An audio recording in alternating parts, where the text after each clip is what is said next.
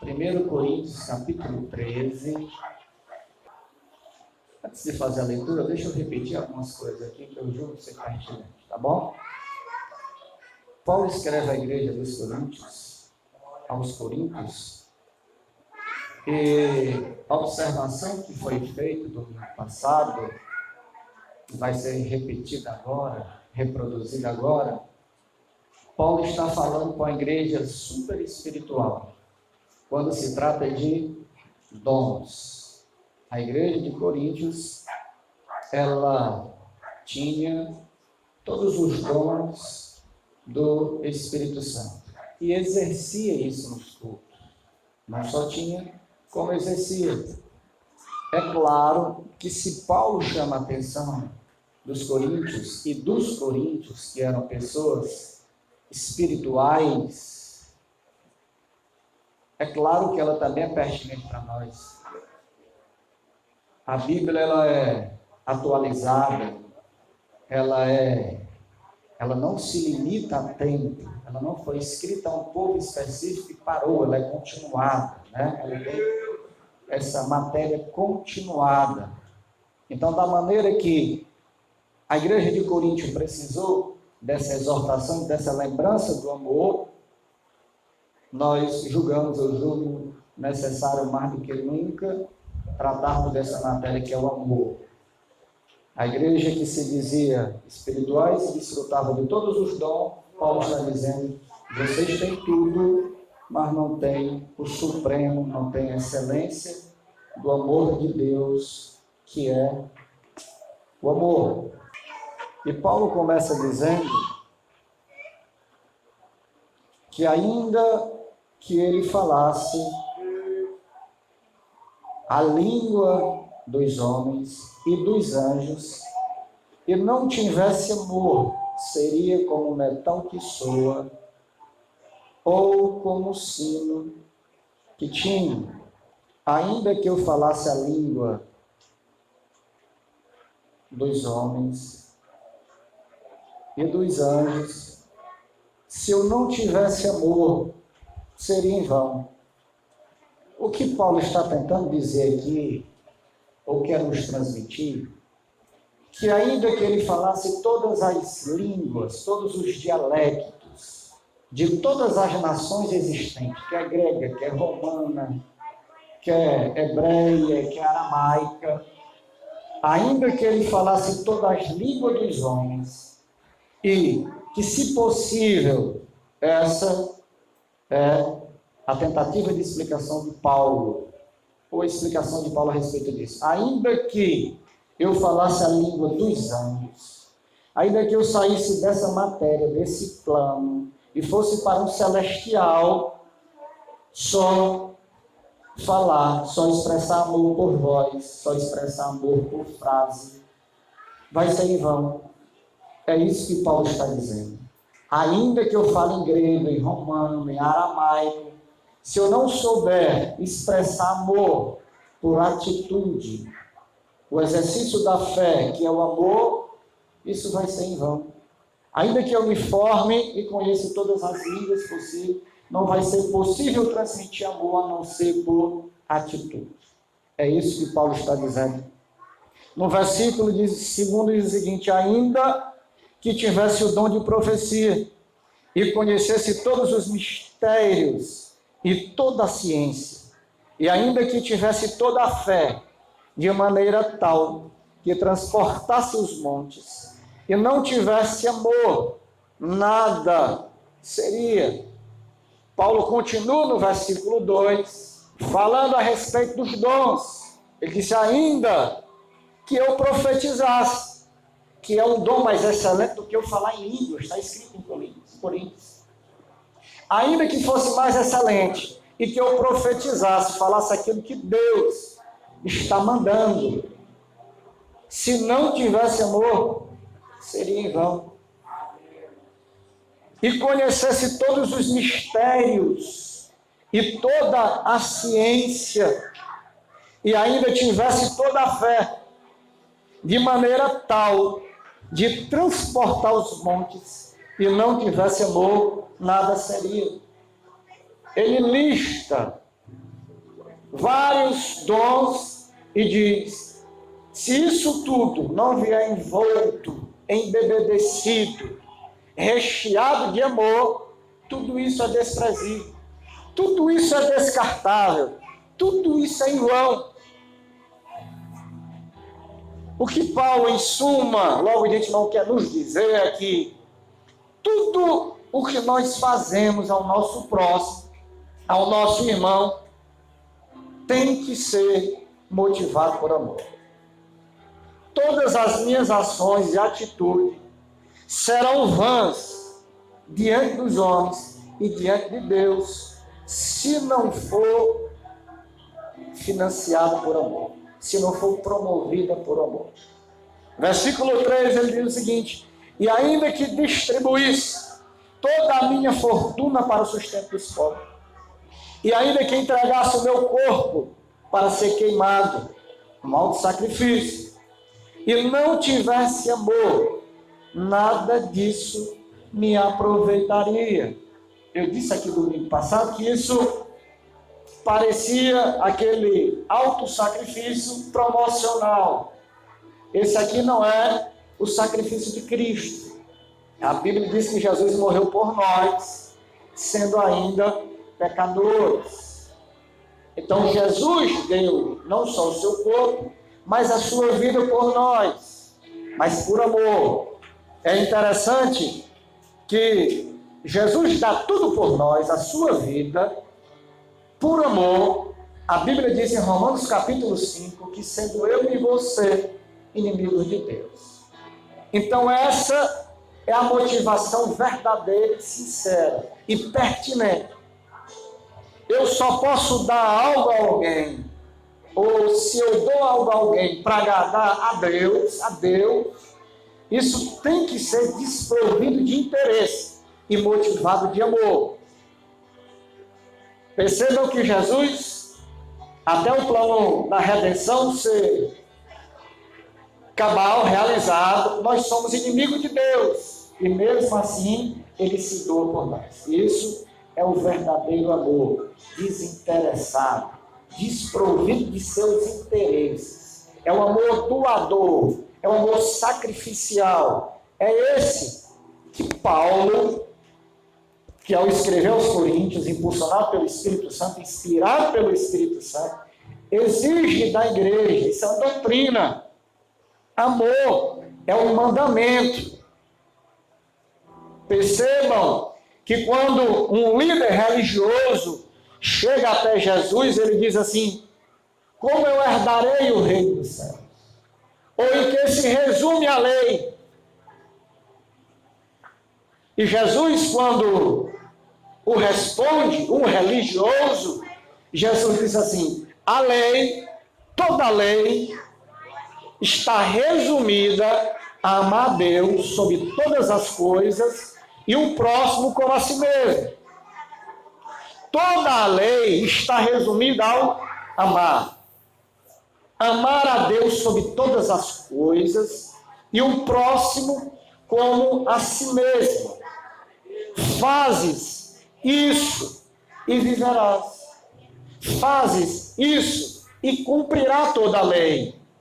Era um ritual cansativo demais a lei, seus preceitos, sua doutrina ritualística, era exaustiva. Mas Jesus está dizendo: se tu praticares para um religioso o amor, tu cumprirás toda a lei. É diferente de hoje? É claro que não. O amor tem que ser intrínseco em nossos corações. O amor tem que ser o combustível da fé cristã. O amor deve estar e deve ser sobre nós. No versículo 4 ele diz assim: o amor é sofredor. Ele continua, ou aqui começa a dar característica do amor verdadeiro. O amor é sofredor, é benigno. O amor não é invejoso. O amor não se trata com leviandade, não se ensoberbece, não se porta com indecência, não busca os seus interesses, não se irrita, não suspeita mal, não folga com a injustiça, mas folga com a verdade. O amor, tudo sofre, tudo crê, tudo espera, tudo suporta. O amor nunca falha. Mas havendo profecias, serão aniquiladas. Ele está dizendo, a profecia é temporária, é flutuante, ela logo vai acabar, transitória. Serão aniquiladas, havendo línguas, cessarão, e havendo ciência desaparecerá. Ele está falando da forma perene que o amor se comporta entre nós, ou deve, ou devia. O amor é para sempre. Tudo aqui é muito passageiro, o que ele está dizendo. Mas o amor não. O amor não desaparecerá, não será aniquilado e não cessará, porque em partes conheceremos e em partes profetizamos. Mas quando vier o que é perfeito, a quem esperamos? Jesus. O perfeito aqui mencionado é Jesus e a sua segunda vinda. Mas quando vier o que é perfeito, então o que é em parte será aniquilado. A revelação parcial será dada por completa. E nós veremos o amor de Deus em Cristo Jesus ou por Cristo Jesus. Continuaremos vendo de forma plena. Quando eu era menino, Paulo fala dele, falava como menino, sentia como menino, discorria como menino, mas logo que cheguei a ser homem, acabei com as coisas de menino. Está dizendo, menino ou meninice tem prazo de validade. É necessário crescer e avançar. Como? No amor, na maturidade, na experiência. Porque agora vemos por espelho. Agora vemos por espelho, em enigma. Mas então veremos face a face, rosto a rosto, pede a pede. Agora conheço em parte, mas então conhecerei como também sou conhecido. Agora, pois, permanecem a fé, a esperança e o amor. Ele faz um filtro da fé cristã. Incrível, ele diz, de tudo permanecem. De tudo isso aqui que nós vivemos, permanece a fé, a esperança e o amor. Paulo faz questão aqui de acentuar a importância do amor e diz o seguinte: mas o maior destes é o amor. Eu disse num grupo a qual eu faço parte, do irmão Nailton, eu queria que você observasse, eu não vou precisar falar muito alto, que nós somos o povo que mais falamos de amor e menos praticamos. Mais falamos de perdão e menos perdoamos. Mais falamos da glória de Deus que reflete em mim, mas que menos reflete de fato nas minhas atitudes. Alguns irmãos que fazem parte do grupo, e eu entendo isso de maneira madura, sem preconceito e sem rixa, sem meninice, eles discordaram. Tudo bem, sem problema algum. Eu disse para eles que toda sociedade, toda junta, todo aglomerado, toda assembleia tem que discutir assuntos. Para quê? Para chegar em maturidade, ser tolerante e compreensível. A falta de discussão saudável é que torna as pessoas intolerantes. A falta de conhecimento é que traz preconceito. Então busque, discuta de forma saudável, sem agressão. Eu disse para ele que aqui, no contexto do que foi dito, eu falei um porém, que nós somos o que menos pratica em relação, em virtude da revelação que tivemos. Nós se julgamos o povo de Deus ou não? Sim. Se julgamos o povo que foi revelado, que saiu das trevas para a maravilhosa luz de Jesus. Não é assim? É. Então, diante disso, em face disso, nós deveríamos amar mais. E maturidade é fazer autocrítica. Eu só cresço e melhoro e aperfeiçoo a minha pessoa quando eu sou sincero comigo mesmo. Isso é autocrítica. Eu preciso melhorar, e quem não faz isso está fadigado, ao fracasso. Eu preciso ser melhor, e eu tenho que ser sincero comigo mesmo, onde eu preciso ser melhor. É o primeiro passo para melhorar. Então eu digo, por mim, eu preciso amar mais. Diante daquilo que recebi, eu devo dar mais.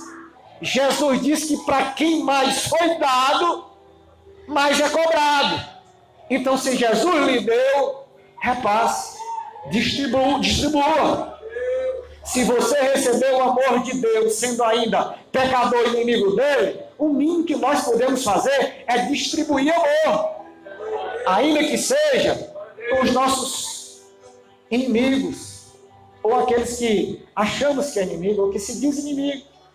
Quando uma pecadora unge Jesus na casa de Simão, o religioso, Jesus é abordado pela mulher pecadora. Pecadora. Para a lei, sem aproximação. Para o religioso, sem contato. Por quê? Pecador. Religioso não se contamina com pecador. Não tem contato, não tem relação. Essa a cultura do judaísmo, e que infelizmente nós trouxemos, algumas vezes nós trazemos para nós mesmos, dentro do cristianismo. E quando ela age diferente do religioso, porque Jesus chega e não recebe o ósculo santo, e ela beija os pés de Jesus. E mais do que isso, ela lava com as suas lágrimas e enxuga com os seus cabelos. Atitude que o religioso não faz. E ela se lança e unge o corpo de Jesus. Unge os pés de Jesus, a cabeça de Jesus, perdão. O religioso na hora diz assim, se ele fosse profeta, e se ele fosse revelado por Deus, não agiria assim com tanta tolerância, porque ela é pecadora. E pecador, próximo a religioso, não se trata com tolerância. De maneira nenhuma tem alguma concessão. Aí Jesus profere uma parada que eu gosto demais dela. Jesus conta uma história de dois devedores. Um devia muito e o outro devia pouco. Jesus pergunta qual dos dois era mais grato a Deus. O que foi perdoado com a dívida grande ou o que foi perdoado com a dívida pequena. Daí Simão diz assim, o que teve a dívida maior tem mais gratidão, tem mais amor porque mais foi perdoado.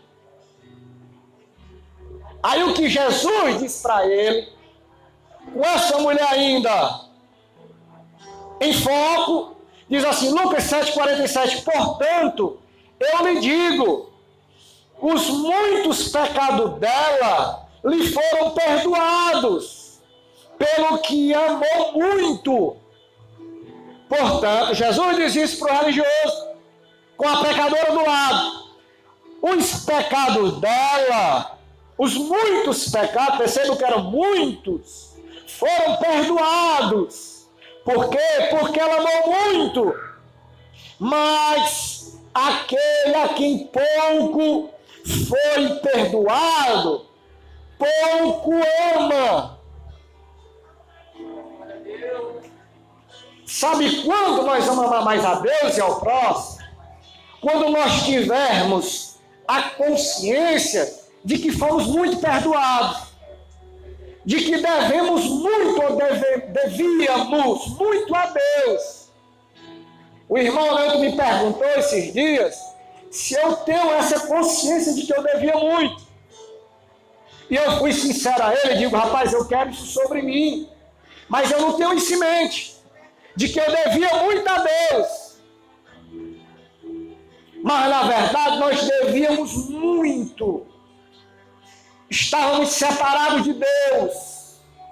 E aquele homem que foi perdoado, naquela palavra que Jesus conta, por 10.000 talentos, se não me falar a memória, era eu e você.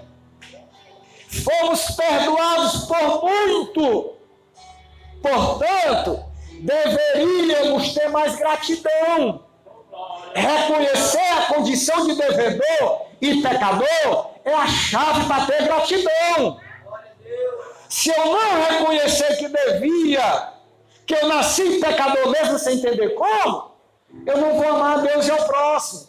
Eu não vou ser grato pelo seu favor e pelo seu sacrifício.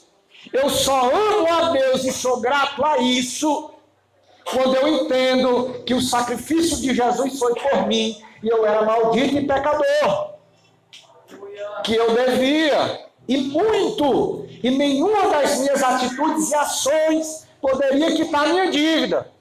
Quem quitou foi Jesus na cruz do Calvário, havendo ele riscado a cédula de culpa e condenação que havia contra mim e contra você. Ele cravou a si mesmo, Paulo diz isso em Colossenses, no Calvário, na cruz do Calvário, tornando isso notório. Então a chave para amar e ser grato é entender a profundidade do pecado e da culpa que havia sobre nós.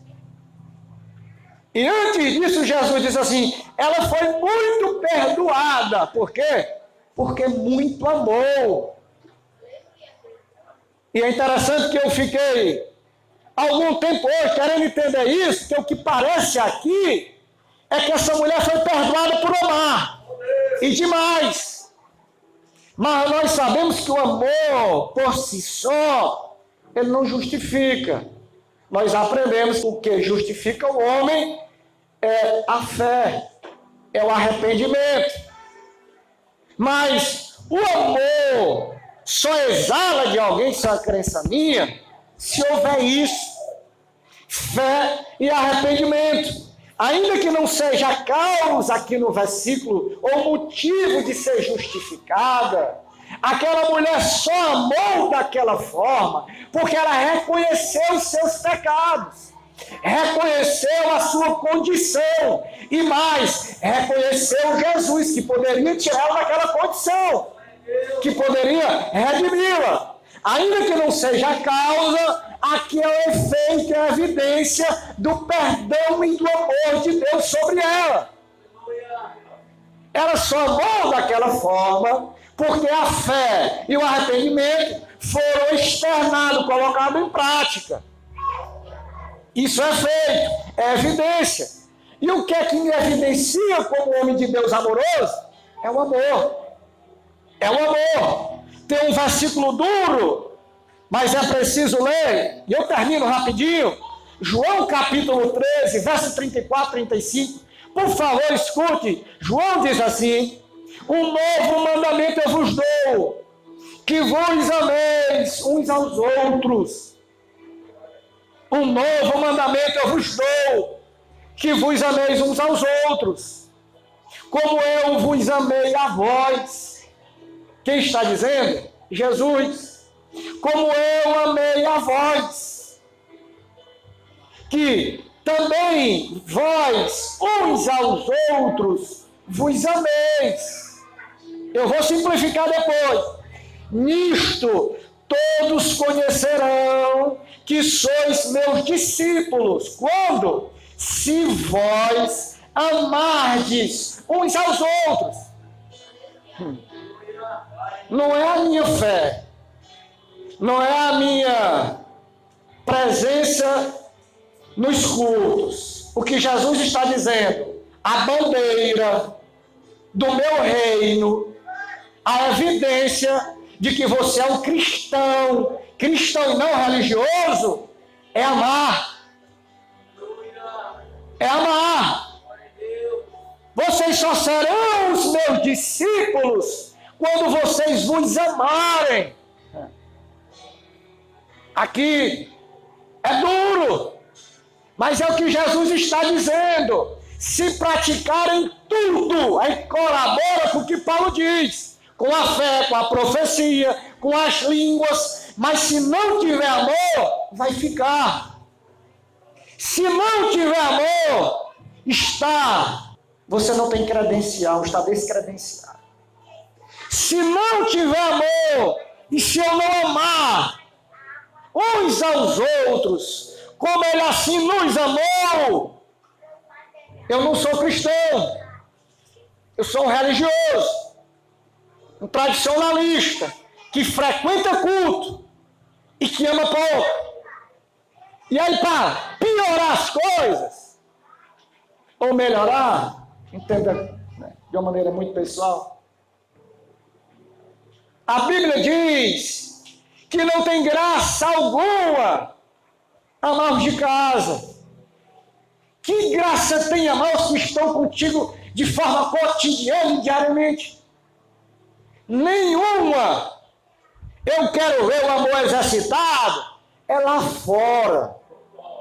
Eu quero ver quem é bom mesmo e quem é discípulo de Jesus, é quem consegue amar como ele amou, sendo ainda em você pecador e inimigo de Deus, ele assim nos amou.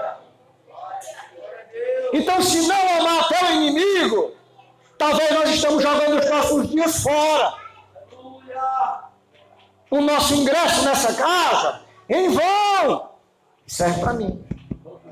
Se não amar sem preconceito, com liberdade, eu acredito que Deus possa estar nos ensinando. É em vão tudo isso. É como um metal que tinha um sino, que tinha um metal que soa. E é interessante esse versículo, e eu escrevi o que Lawrence Richard diz ali em Coríntios: vasos grandes e vazios eram usados em teatro. Para quê? Para aumentar, reproduzir o volume de voz dos autores, dos artistas, daqueles que faziam coreografias e peças. Eram colocados vasos. O som vinha deles, de quem? Dos vasos. Mas ele termina dizendo que eles estavam vazios. Não adianta reproduzir a palavra de Deus se estiver vazio. É isso que ele está dizendo, que haja no seu interior, dentro de você, na sua essência, amor. Ame sem preconceito, ame com liberdade, ame seja quem for. Seja livre para amar. O amor é a medida verdadeira da espiritualidade. Quer medir alguém espiritual? Meça pelas obras, pelo amor. E não porque ele fala em línguas aqui e profetiza. E ele pode também falar em língua, profetizar e amar, sem problemas. Quer medir alguém, a espiritualidade de alguém, de uma pessoa? Veja o amor nessa pessoa, o termômetro do amor, da real aproximação no relacionamento com o Senhor, vem com amor. Sem amor, eu repito, tudo isso que vivemos é em vão, e é muito tempo para ser em vão. 20, 30, 40 anos de fé para bater com a cara na porta. Deus nos livre disso. Amemos. 1 João termina, 4:7 diz assim: amados, amemos uns aos outros, Pois o amor procede de Deus, e aquele que ama é nascido de Deus. Quem é nascido de Deus? Aquele que ama e conhece a Deus. O exercitar o amor é conhecer a Deus, é aproximação de Deus, é intimidade com Deus, e conhece a Deus. Quem não ama não conhece a Deus, porque Deus é amor. Quem não ama nunca encontrou a Deus, porque Deus é amor.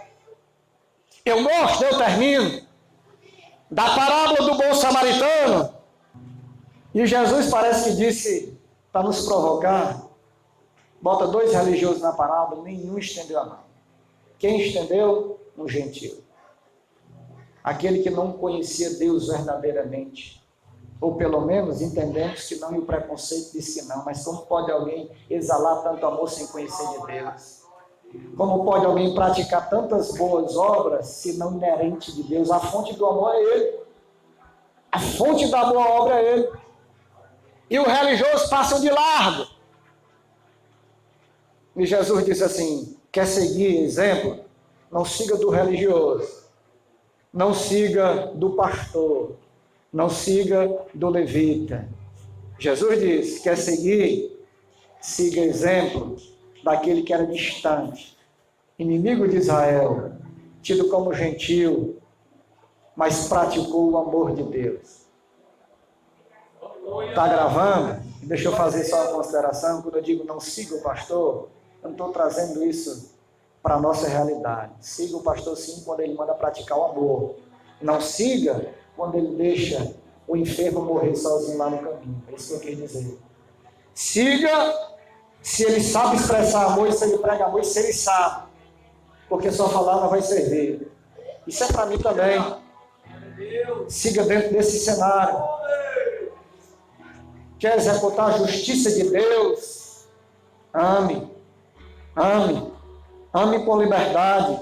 Ame o diferente. Ame sem necessidades.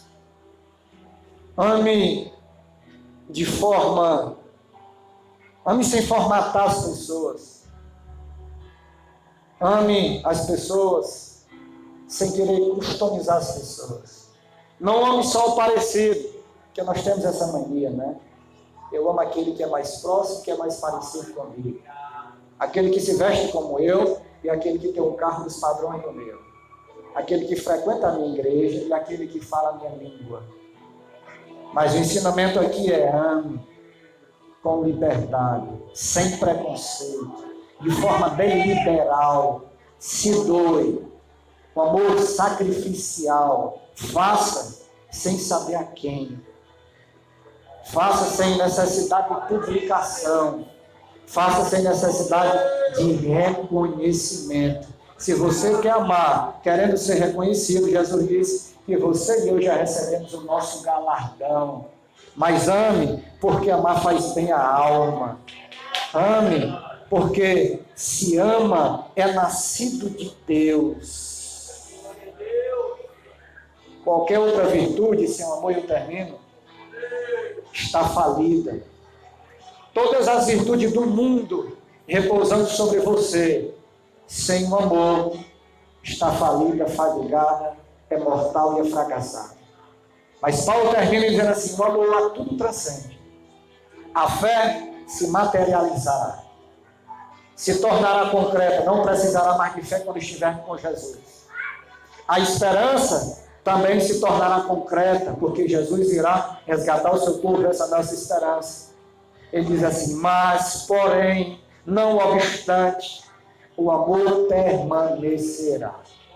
Que o amor de Deus permaneça sobre nós agora e para sempre. Amém? Obrigado, irmão Nair. Deus abençoe. Vamos cantar um louvor, irmã Natália, vem, vamos encerrar. Amém.